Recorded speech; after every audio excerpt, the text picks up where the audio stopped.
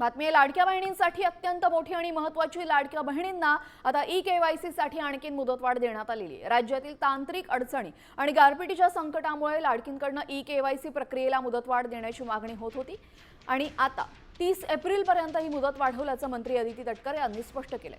त्यामुळे ज्या लाडक्या बहिणींनी ई-केवायसी केलेली नाही त्यांना आणखीन एक संधी मिळणार आहे।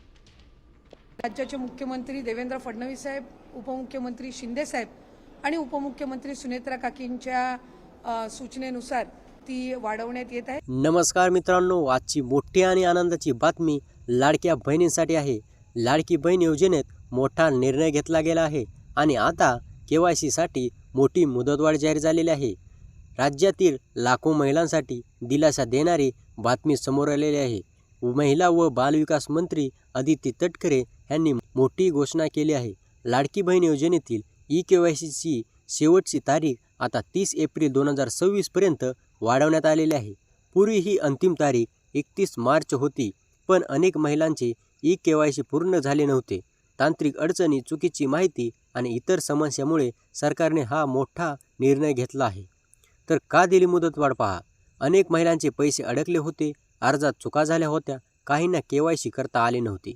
यामुळे हजारो महिलांना योजनेचा लाभ मिळत नव्हता आणि म्हणूनच सरकारने दिलासा देत आता एप्रिल अखेरपर्यंत संधी दिली आहे। तर आता महत्त्वाच्या सूचना पहा।